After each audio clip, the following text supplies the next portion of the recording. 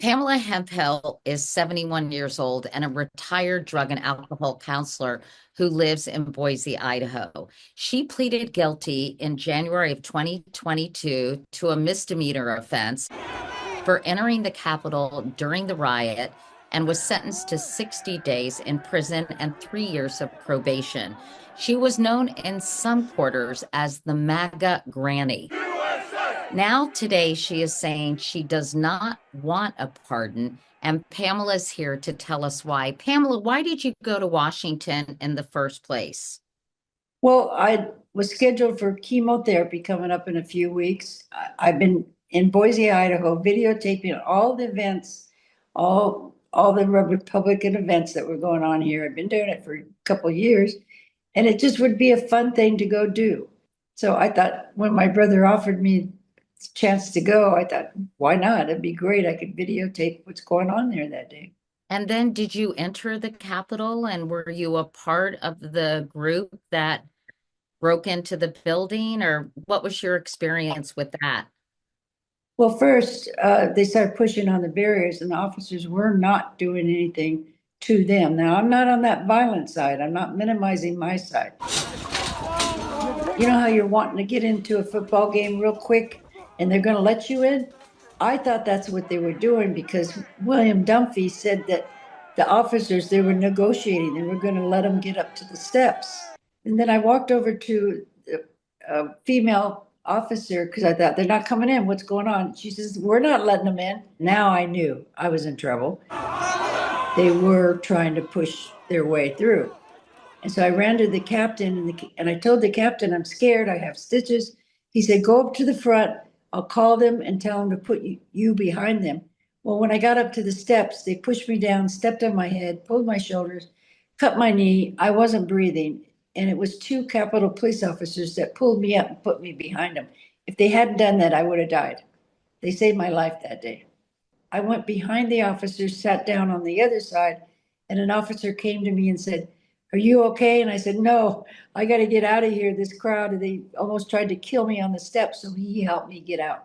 As you know, President Trump issued an executive order that either pardoned or commuted the sentences of almost every January 6th participant.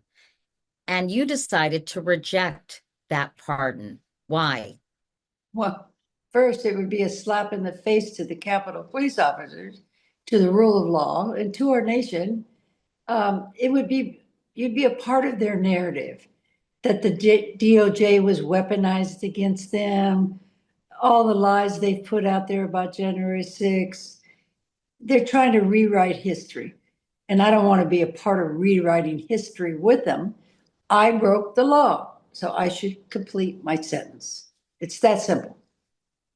That's a very unusual point of view. Have you talked to anybody else who was involved in the January 6th riot who feels the same way you do? Oh, no, in fact, they won't talk to me because for a year and a half, I've been debunking them. So no, I have a big smear campaign out there. No, there's nobody that I've heard of. I wish somebody could take accountability and stand with me, but no, I haven't heard from anybody. What did you think in general of the executive order? Oh, well, it's Trump's message that the DOJ is weaponized against him. And so he's using the J6 defendants to keep that message going. It's delusional that we know he's a criminal. Jack Smith just showed that in his report. But he has to keep that going. He has to keep that message going. Now he's got his own militia. And I'm afraid now for people that might go out there and peacefully protest. They may go out there and create more violence. It's very frightening. Still trying to wrap my head around it. It's unbelievable what he did. Pamela, why do you think so many people, you included, felt that the election was illegitimate and that it was necessary for these Americans to try to quote unquote take back their country? With Trump, he used those tactics that a cult leader would use. They're coming after me, but they're really coming after you. So he set himself up to be a savior, his gaslighting, his love bombing. I really love you. you know, uh, that he makes you believe he's standing up for this country because the Democrats want to turn it into a communist country. It's all projection. That's what they're doing. I didn't know it was a cult at the time. You don't recognize that because no president's going to get out there and lie. I mean, Pence told him he was not going to have any part of what he was wanting to do. He still goes out there and makes everybody believe that Pence is still with him. I mean, people told him the election wasn't stolen. He still went on and told everybody the election was stolen. So now we know he's a dangerous narcissist. And it's all about Trump and his agenda, and he'll use anybody and any excuse to continue with his narrative. How were you able to change your mindset and do really literally an about face in terms of your views about Donald Trump, what he said, and what happened that day? Well, actually, it was a slow process. It wasn't right after I got out of prison. A lot of people think I reformed in prison, and I did not. It was a slower process. When I went back to see my therapist, um, he looked me straight in the eye and said, Pam, you're talking like a victim. Stop it. You were a volunteer.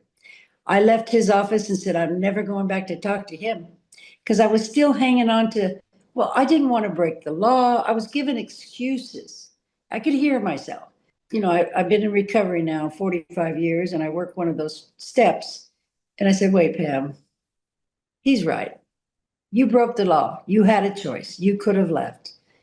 And I started realizing there's nothing true that they're putting out there. And I made it my point to debunk them and continue to push back on them because they're not going to keep that narrative going that J6 was a peaceful protest and the DOJ is weaponized against them because that's one of the big things they put out there is they're not getting due process. Just go look up their court recordings.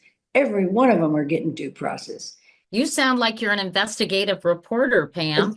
I've had to be because to debunk all their, and get receipts and get court records and evidence, not just put my opinion out there because that's what they do. Why is it important to you that January 6th be remembered as an insurrection instead of a quote unquote day of love as it's been branded by President Trump? You and I have eyes. We know what we saw.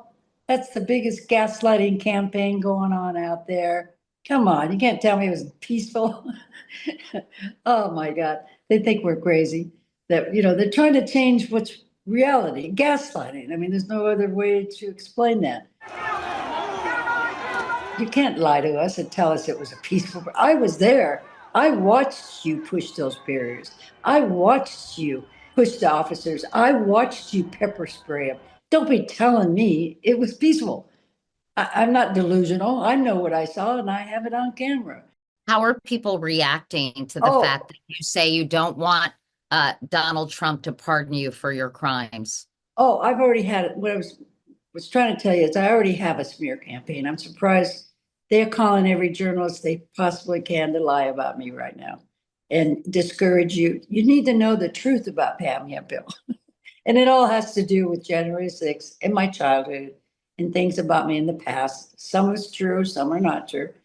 To keep smear me so you won't give me a platform. So that's been going on. I've had a threat of a SWAT.